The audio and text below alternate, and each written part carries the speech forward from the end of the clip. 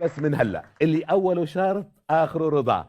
تماثيل واصنام وصور ما في. مدارس وجامعات وطرقات ومستشفيات وبحيرات على اسمه ما في.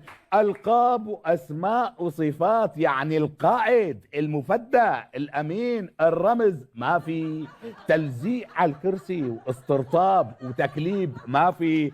منتخب كرة قدم عم يربح يهديه الفوز على اساس هو راعي الرياضة والرياضيين ما في. ابنه يطلع يمثل البلد بأولمبياد علمي ويطلع الطشي ويبهدلنا ما في.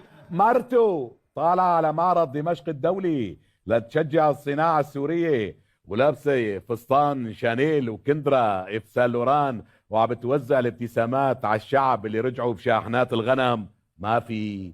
ما رح نقبل بحدا جاي على ظهر دبابة أمريكية ولا مخبب بطن طيارة روسية، ولا بدنا حدا يطحش على القصر الجمهوري مع 2000 مسلح وكم صاروخ ويقول أنا الزعيم وينصب حاله البطل المخلص. ولا يجينا حدا ولا يجينا حدا دقنه لصرته عم يكفرنا وعم بيوزع مفاتيح الجنة على كيفه وسالبها علينا بعمامة وجلابية قصيرة ومسمي لي حاله خليفة الله على الأرض. سيدي الرئيس،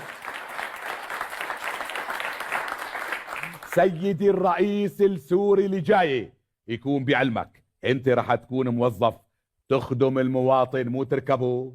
بدك ترفع البلد وتحطها فوق راسك لا تعلى، مو تحط البلد تحت رجليك لا تطول علينا. بدك تحافظ من دون ما يكون اسمك ابو حافظ على مقدرات البلد وثرواته وخيراته.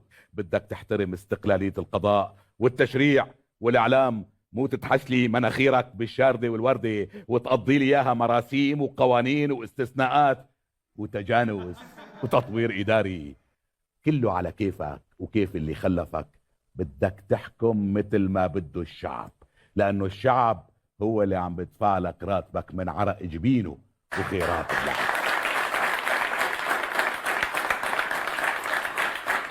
ونحن على كل حال حطينا اعلان بكل الجرايد والمواقع سميناه فرصة عمل. يلزمنا رئيس جمهورية انسان يكون معه عمى الوان ما يميز بين طائفة ومذهب، ابن مدينة ابن ريف ما بتفرق، المهم يكون ابن حلال ومؤدب يوقف مع شعبه مو يقاومه بالناب والمخلب. وطني شجاع حقيقي ما بينباع، مو اكل بحاله مقلب.